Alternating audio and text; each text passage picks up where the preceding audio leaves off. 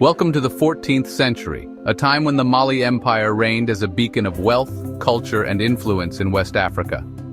Stretching from the Atlantic coast to the edges of the Sahara, Mali controlled vast reserves of gold and salt, commodities that made it one of the richest and most powerful empires in the world. At the heart of this golden age was Aboubakar II, a ruler whose ambition matched the vastness of his empire. Born into royalty, Aboubakar was raised amidst Mali's grandeur, yet his gaze was set beyond its borders. He was not merely a king, he was a visionary, consumed by the possibilities that lay beyond the horizon. Aboubakar's curiosity was sparked by tales of vast oceans and uncharted lands. He believed that the Atlantic Ocean, so long considered an insurmountable barrier, was in fact a gateway to new worlds. Inspired by these stories, he resolved to uncover the truth, embarking on a journey of exploration unlike any seen before in Africa. In 1311, Aboubakar assembled a fleet of 200 ships, crewed by the finest sailors of the empire. Each ship was provisioned with food, water, and goods for trade, ensuring that the explorers could sustain themselves for months on the open seas. As the fleet departed the shores of Mali, the people gathered to watch, their hearts filled with both hope and trepidation. The fleet set sail, disappearing into the vast expanse of the Atlantic. Days turned into weeks, then months, with no word from the explorers. The ocean, with its endless horizon, seemed to have swallowed them whole. Finally, a single ship returned. The captain told tales of treacherous waters and powerful currents that pulled the ships into the unknown. The rest of the fleet had been lost to the ocean's unforgiving depths. To many, this was a sign to abandon the dream of exploration, a warning of the dangers that lay beyond. But for Aboubakar, it was not the end, it was only the beginning. Undeterred by the failure of the first expedition, Aboubakar doubled his efforts. Over the course of years, he prepared for a second, far greater voyage, one that would surpass the first in both scale and ambition. This time, a fleet of 2,000 ships was assembled. Half carried warriors and explorers, while the other half were laden with gold, provisions, and trade goods. The best navigators and shipbuilders of Mali worked tirelessly to ensure the success of the mission. And this time, Aboubakar himself would lead the fleet, determined to uncover the secrets of the Atlantic. Before departing, Aboubakar entrusted the rule of Mali to his deputy, Mansa Musa. Known for his wisdom and leadership, Musa vowed to maintain the empire's strength and stability.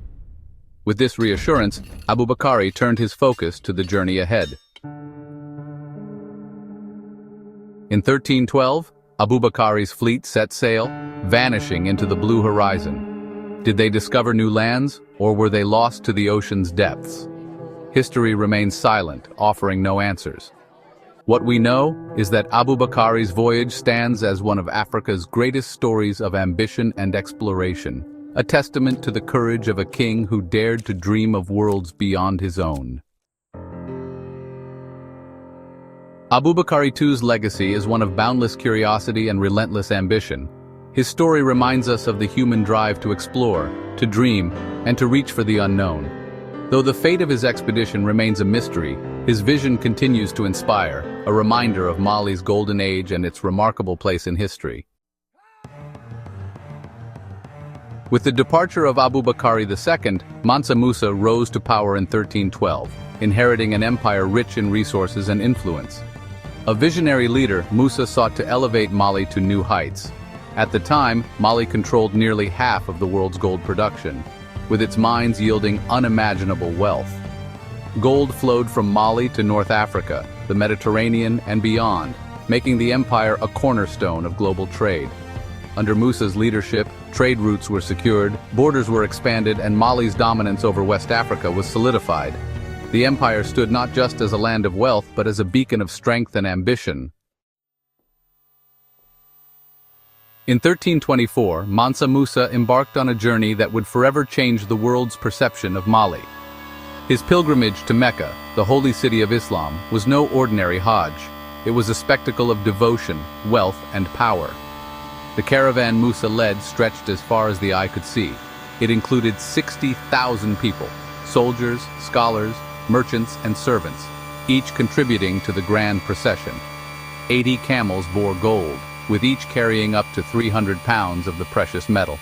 The journey was a statement, a declaration of Mali's prominence to the Islamic world and beyond. As the caravan passed through Cairo, Mansa Musa's generosity astonished the local population. He distributed gold freely, offering coins to the poor, gifts to merchants, and vast sums to rulers. His acts of charity and grandeur made headlines across the Islamic world, cementing his reputation as the richest and most benevolent ruler of his time. However, this generosity came with unintended consequences. The sudden influx of gold disrupted the region's economy, causing inflation that lasted over a decade. Gold, once scarce and valuable, became abundant, reducing its worth. Yet for Musa, this was a calculated move, a way to demonstrate the might and prosperity of Mali to the world. After fulfilling his spiritual duties, Mansa Musa returned to Mali with more than just the blessings of Mecca.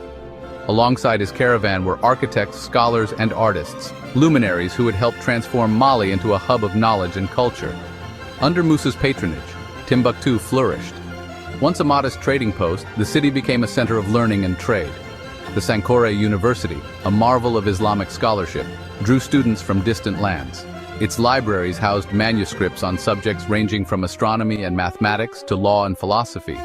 Grand mosques like the Jingoreber Mosque stood as enduring symbols of Mali's newfound cultural prominence.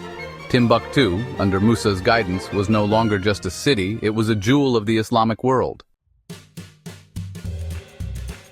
Under Mansa Musa's leadership, Timbuktu flourished, transforming into a beacon of knowledge and culture. Once a modest trading post, the city grew into one of the most vibrant intellectual hubs in the world. Scholars and travelers flocked to Timbuktu from across the Islamic world, drawn by its libraries, universities, and marketplaces. The great Sankore University stood as a testament to Mali's commitment to education, hosting scholars who studied subjects ranging from astronomy and mathematics to law and philosophy. Here, knowledge was treasured as much as gold.